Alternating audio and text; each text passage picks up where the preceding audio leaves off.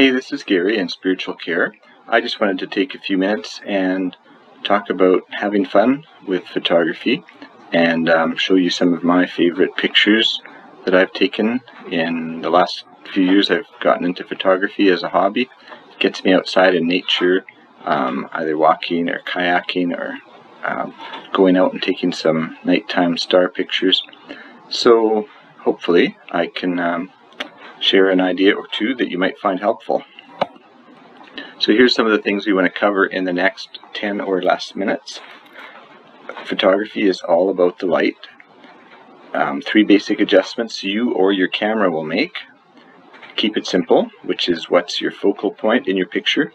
A bit about the rule of thirds, something on perspective, cropping, and leading lines. And maybe a couple other things thrown in there too.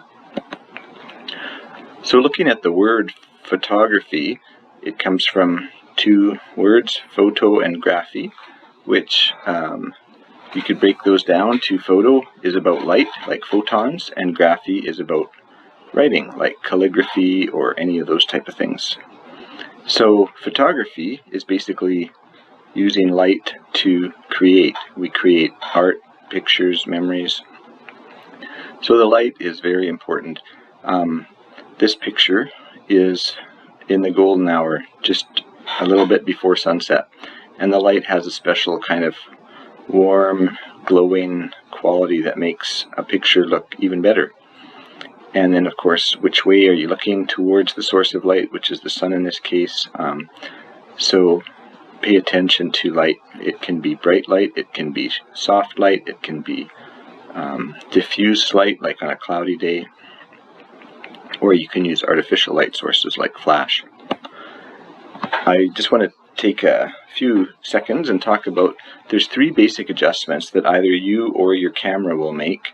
You don't have to have an expensive camera set up to have fun taking pictures. A lot of us have smartphones that have some pretty good cameras built right into them.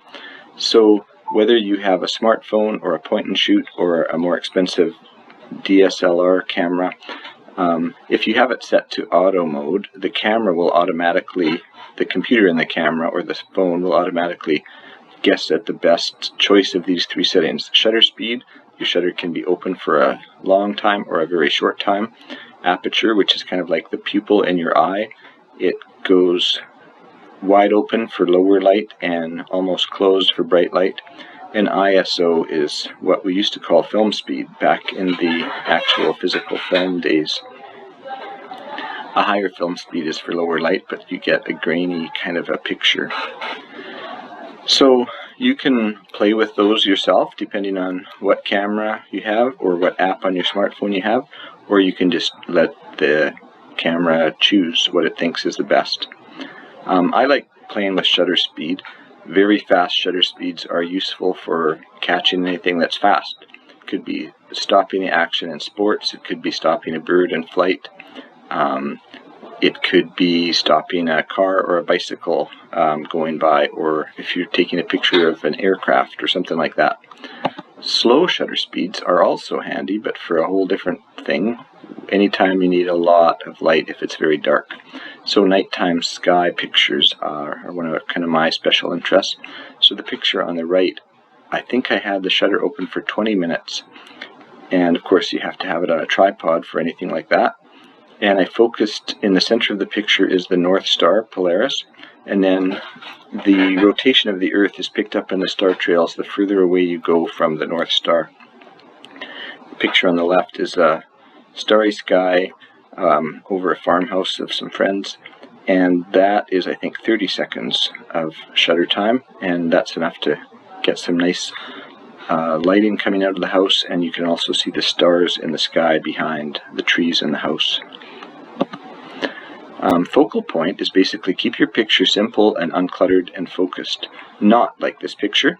This is a family gathering of mine back in Alberta, and I took it to remember the people, but it's a good example of how not to take a focused picture. Should we be looking at the people hugging on the left? Should we be looking at just people sitting at tables? Should we be looking at the piano on the screen on the wall on the right? We don't know. On the other hand, if you have a very single focus, your brain and your eyes kind of go, ah, I know what to look at. I took this with my telephoto lens, the moon. So the more uncluttered and simple you can keep your picture, the better the photo will be, generally speaking. The rule of thirds is another important rule for composition. You can either, or actually both, use it when you're setting up your picture, how you're aiming your camera, and also later when you're cropping, you can use the rule of thirds. So basically, a lot of your cameras or smartphones will have this grid that you can turn off or on your screen, and that shows you what the thirds are.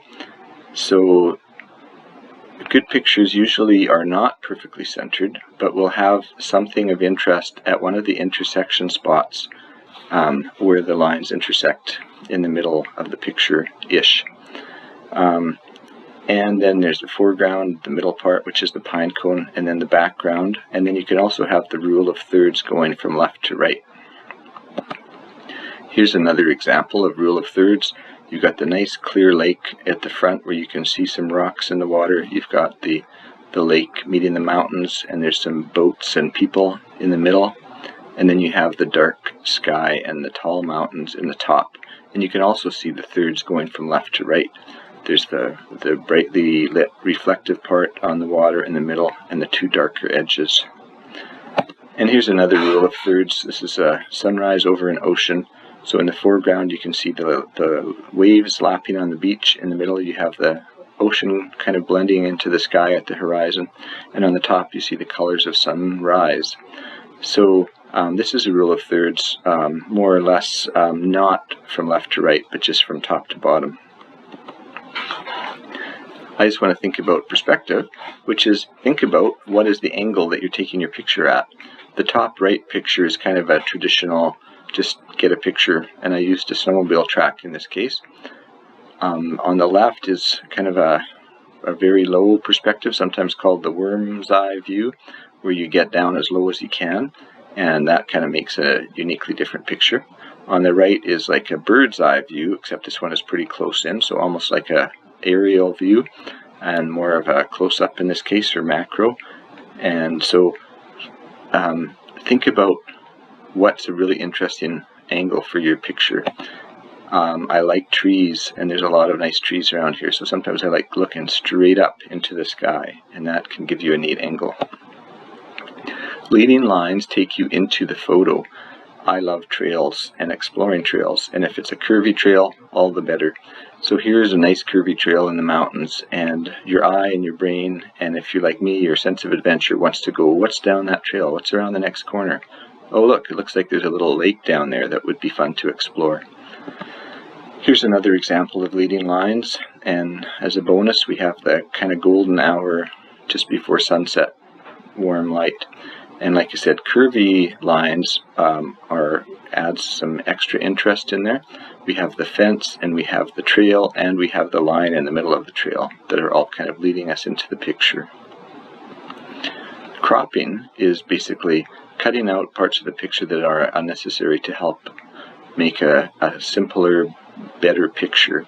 The picture on the right is uncropped, and with the lens I was using to get this trillium, it leaves a lot of bokeh or like blurred areas which have their place in a picture, but the picture on the left is where it's cropped better. So there's still some of that background, but the picture is better because we've cut away some of the unnecessary parts.